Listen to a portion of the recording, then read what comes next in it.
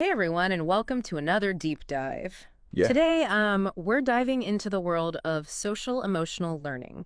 We've got a stack of research papers Yeah. and educational reports right here, and we are going to break down the best practices Mm. for implementing SEL in hmm early childhood and elementary education. It's really fascinating.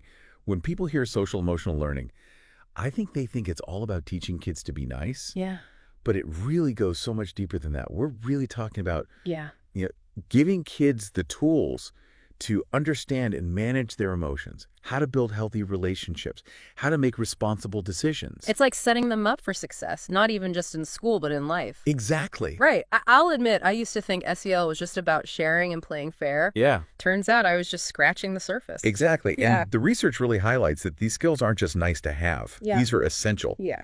CASEL, the Collaborative for Academic, Social, and Emotional Learning, Eh, defines it as the process of developing self-awareness, self-control, and interpersonal skills vital for school, work, and life success. So, okay, let's break that down a little bit. Okay. We're talking self-awareness, self-management, social awareness, relationship skills, responsible decision-making. Right. These are some heavy hitters. No wonder it impacts everything from behavior to academics. It's like imagine a classroom where students can recognize their emotions, manage their impulses, understand different perspectives, build strong relationships, and then also make thoughtful choices. Right. That's a recipe for a positive and productive learning environment. And who wouldn't want that for kids? Right. It makes you wonder why this isn't already the norm in every classroom. Well, I think, there's always challenges with implementation, but the research really does point to some key best practices. Okay. One of the biggest takeaways is the importance of positive relationships. So it's not just about having a great SEL curriculum, it's about the climate of the classroom itself. Exactly. Yeah. A study by McCormick Okay. and colleagues in 2015 Okay. found that when teachers in low-income schools implemented an SEL program called Insights, it wasn't just student behavior that improved, but teacher-student relationships actually became significantly more positive as well. That's interesting. Yeah, it makes sense. If kids feel safe and respected, Right. they're more likely to kind of open up and engage. But what I think is interesting is that the research also suggests it's not just about being nice to kids. Right. It's about this shift from punishment to positive reinforcement. Absolutely. It is about proactively teaching and reinforcing the positive behaviors that you want to see. Okay. A 2021 study by Porkar Okay. and others Okay. found that focusing on building these positive relationships actually led to improvements in students' emotional regulation. So instead of just reacting to negative behaviors, we're talking about creating a culture where those positive behaviors are explicitly taught Yes. and celebrated. Yes, And exactly. that's what I call proactive. And when children feel seen, heard, and valued for who they are, I think that's when the real magic Okay, happens. so we know that positive relationships are key. Right. But how can educators bring those SEL skills to life in the classroom? What are some practical ways? Well, one of the most effective strategies is explicit social skills instruction. Okay. We can't just assume kids are going to absorb these skills through osmosis. Right. We have teach them, just like we teach math or reading. Right. We break it down Yeah. into smaller steps, Okay. manageable steps. So instead of just saying be respectful, you would actually break down what respect looks like, what Exactly. it sounds like. Yeah, and it's not just about explaining it. Okay. It's about modeling it, Okay. practicing it, Right. reinforcing those skills. Yeah.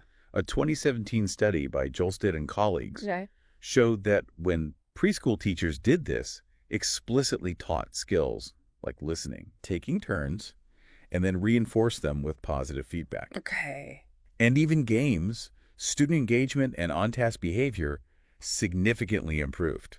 Games. Okay, now we're talking. Right. I'm all about making learning fun. Yeah. What kind of games are we talking about here? Think about it. Games are naturally engaging. Right. They give kids a safe space to practice social skills, Yeah. to work together, Yeah. to solve problems. Yeah. There's a classic one called the good behavior game Okay. that's been studied a lot. Yeah. And you divide the class into teams, Okay. and points are awarded for positive behaviors. So it's kind of like those point systems some teachers use, Exactly. but with a fun team-based twist. Exactly, and it works. I love that. A 2020 study by Meredith Murphy and her team Okay. found that combining explicit social skills instruction Yeah. with the good behavior game, significantly boosted engagement and decreased disruptive behavior for students with emotional and behavioral disorders. Wow, that's amazing.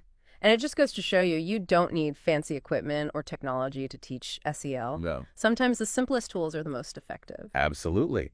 And don't forget the power of books and media. Oh, you mean like reading stories about characters who demonstrate empathy? Yes. Or using video clips to start discussions? Precisely. Research shows that books and media, when used strategically, can be incredibly powerful tools for reinforcing those SEL concepts. It's like bringing those abstract ideas to life. Yes. Suddenly, empathy isn't just a word in a workbook. Right. It's the reason a character in their favorite book is lending a helping hand. Exactly. Well, I love it. There's a 2021 study by Bergman, Deitcher, and colleagues where preschool teachers use shared book reading to focus on the characters' feelings and motivations. Okay.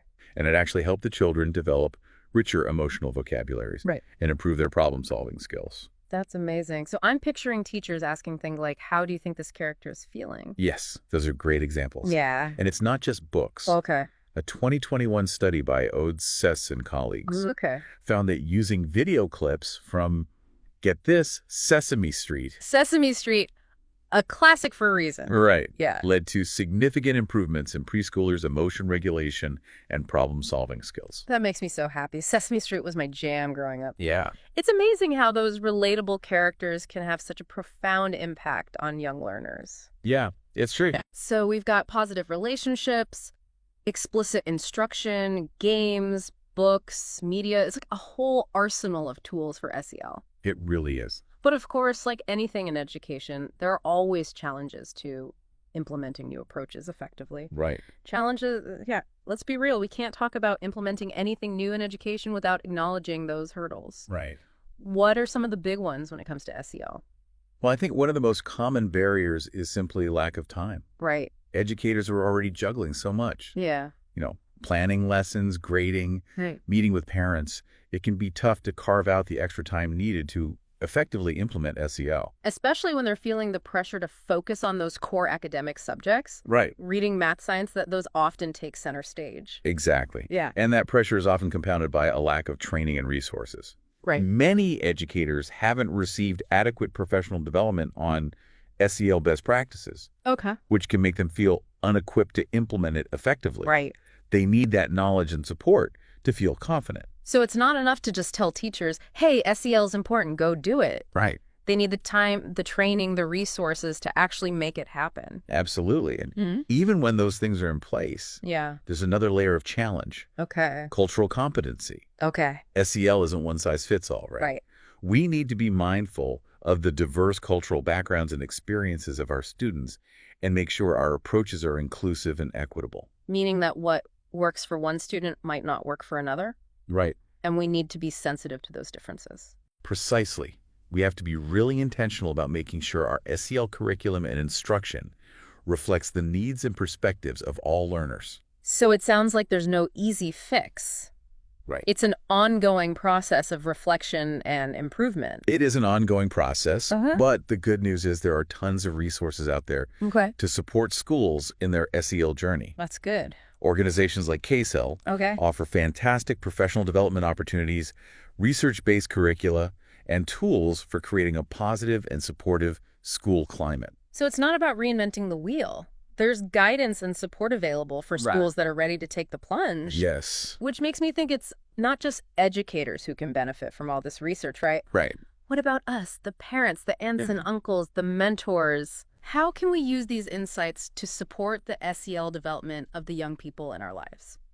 That's such an important question. Yeah. And honestly, it's something I've been thinking about a lot myself. Yeah. We often talk about SEL in the context of schools, but these skills are essential for everyone, regardless of age. Yeah, it's like we may not have had explicit SEL lessons growing up, Right. but that doesn't mean we can't all benefit from strengthening those skills now. Exactly. Think about those core competencies. Mm-hmm. Self-awareness, self-management, social awareness, relationship skills, Mm-hmm. and responsible decision-making. Right. Those are the building blocks for a happy and successful life, no matter who you are. I completely agree. And I think about the times I've felt really stressed or overwhelmed, Right. or even just disconnected from the people I care about. And it's often because I haven't been practicing these skills.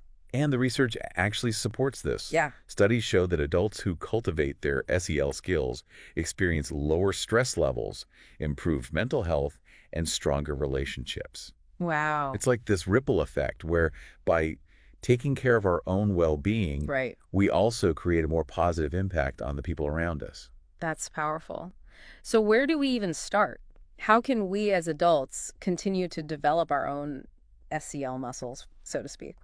Well, I think mindfulness practices like meditation, Okay. or even just taking a few deep breaths when you're feeling stressed can be incredibly helpful for building self-awareness and emotional regulation. Right. Even journaling. Those are great ideas. I've also found that seeking feedback from trusted friends or colleagues can be really eye-opening. It helps me get a clearer picture of my strengths and those areas where I could stand to grow a little bit. Absolutely, feedback is invaluable.